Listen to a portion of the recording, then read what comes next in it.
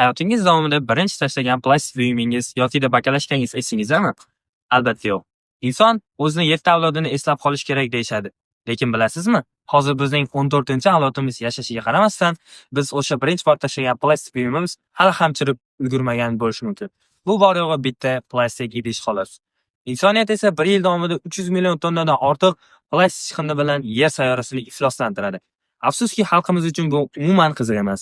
Xalqimizga hozir qaysidir xonandaning shaxsiy hayoti yokida kim bilan turmush qurgani yoki faoliyatini qay tartibda olib borayotgani muhim. Ekologiya, daraxt, suv, chiqindi, menimcha hozir bular hech kimga qiziq emas.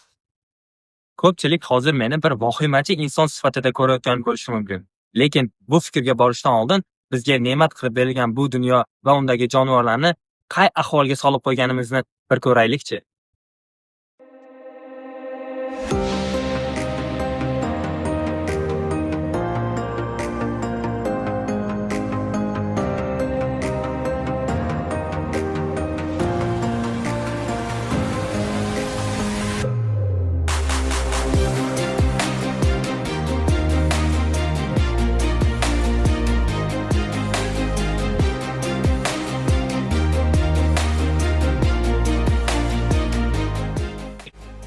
Ko'rib turganingizdek, bu hech qanday vahima emas. Afsuski, insoniyat tomonidan yer yuziga yetkazilgan ayanchli haqiqatdir.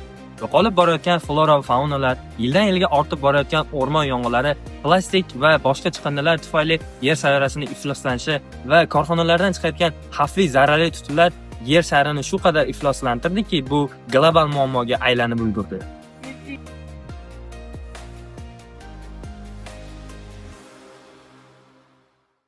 o'n sakkizinchi asrdagi sanoat inqilobiga qadar yer yuzi aholisining 90% qishloq xo'jaligi bilan kun kechirib kelgan.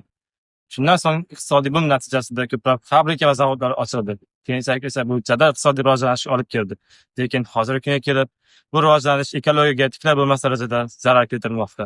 Quyida ba'zi chiqindi turlarini chirish muddati haqida gaplashib o'tamiz.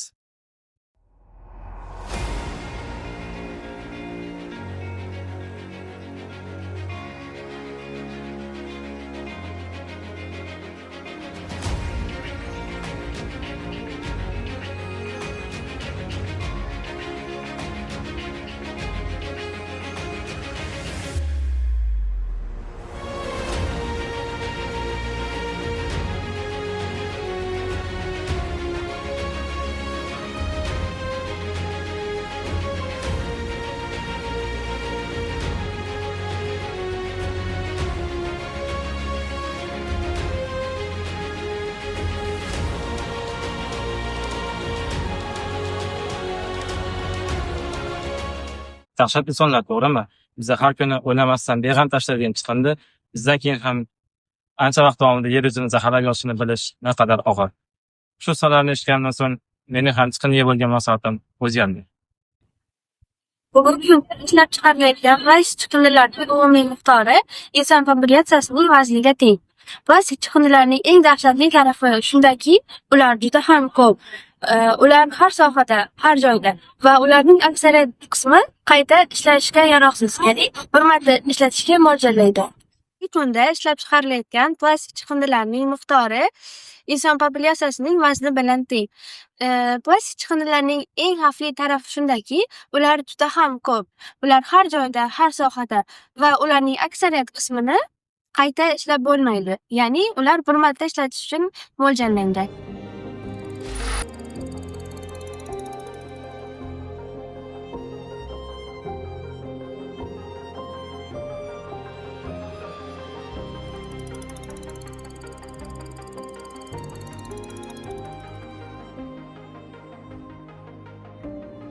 Xizmat tugab, oxir-oqibat chiqindi poligoni, axlatxona yoki mana bunday tabiat qo'ynida qaror topadigan plastik buyumlar ekologiya uchun zararli. Lekin suv havzlarida to'planadigan chiqindining zarari bundan 100 baravar kuchliroq. Plastik sababli har yili 1 milliondan ortiq dengiz jonzotlari va qushlar nobud bo'ladi va bu aniqlangan statistika xolos. Suvga tushgan plastik vaqt o'tishi bilan quyosh ultrabinafsha nurlari, to'lqinlar va tuzlar natijasida parchalanib, mikroplastikni hosil qiladi va bu butun plastikdan da dahshatliroq narsa. Mikroplastik yaxshi atsortiment hisoblanadi. Ya'ni suv havzalaridagi sanoat va qishloq xo'jaligidan chiqqan zaharli toksinlarni o'ziga oson shimib oladi. Dengiz jonzotlari esa uni plankton deb o'ylab iste'mol qila boshlaydi. Natijada zaharli toksinlar baliq organizmiga o'tadi. U baliqni esa yirikroq baliq iste'mol qiladi. U baliq esa kun kelib inson qarmog'iga ilinadi. Qarabsizki, o'zimiz zaharlagan baliq bir kun kelib likopchamizda. Ko'rib turganingizdek, inson tashlagan chiqindisi o'ziga zahar bo'lib qaytib keladi. Bugun okeanlarimizda chiqindilar shunchalik ko'pki, ular uyilib orolni hosil qilmoqda. Atlantida okeanida 2 ta, Tinch okeanida 2 ta va Hind okeanida bitta chiqindi oroli mavjud. 2023-yil avgust oyidagi statistik ma'lumotlarga qaraganda, Tinch okeanidagi orolning hajmi Fransiya hududiga tenglashgan.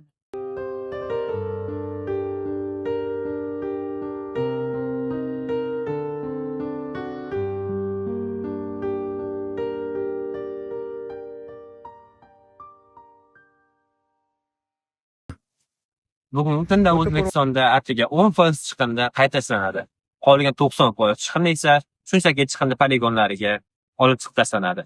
Shundan ko'rinib turibdiki, chiqindi poligonlari muammoni yechimi emas, balki aksincha chiqindi poligonlari dahshatli finalga qoldi. O'zbekistonda chiqindi poligonlari yo'q. Borlari ham shunchaki axlatxona.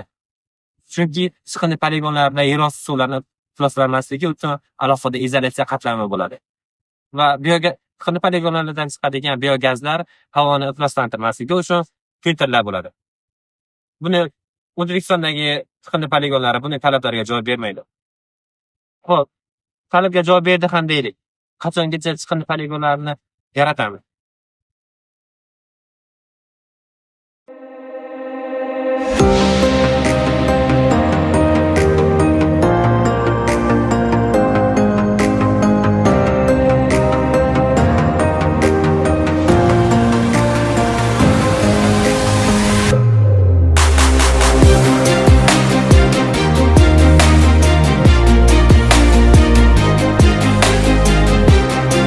Ularga ko'ra poytaxt Toshkentda 1,2 tonnadan ortiq chiqindi chiqariladi. Bu ko'rsatkich esa yildan-yilga ortib bormoqda. Ekologiya va atrofni himoya qilish va iqlim o'zgarishlari yetkazib bo'lgani va ayrim talablarga javob bermagani sababli yopilgan yangi internet versiyasi yopishga tayyorlanmoqda. Bundan tashqari yana 8 ta poligonni yopib, hokimiyat tashkiloti o'tkazishga tayyorlab qo'yilgan. Vazirlik tomonidan tashkil etilgan press-tur davomida shaharda chiqarilayotgan chiqindilar qayerda qaytarilishiga va qanday tartibda yo'q Hozirgi kunda sanoat chiqindilari ekologiyaga, atrof-muhitga, insoniyatga salbiy ta'sir ko'rsatmoqda. Sanoat chiqindilari o'zi nima? Bu ishlab chiqarish jarayonidan qolgan qoldiqlar, metal, shisha va shu kabi buyumlar hisoblanadi. Sanoat chiqindilarining turlariga to'xtaladigan bo'lsak, qattiq, suyuq va gazsimon bo'ladi. Bu turlarning eng ko'p tarqalgani gazsimon sanoat chiqindilari hisoblanadi. Buni asosiy sababi shu sanoat chiqindilarini noto'g'ri hududda joylashganligi hisoblanadi. Ulardan chiqayotgan zararli gazlar insoniyatga juda ham salbiy ta'sir ko'rsatmoqda. Ekologik muammolarni quyidagi yo'llar bilan qisman bo'lsa-da bartaraf etish mumkin. Aholi o'rtasida ekologik ongni rivojlantirish, Sanoat korxonalarini ekologik talablarga rioya etishini nazorat qilish. Yashil hududlar sonini ko'paytirish, chiqindilarni boshqarish va qayta ishlab chiqarishni takomillashtirish.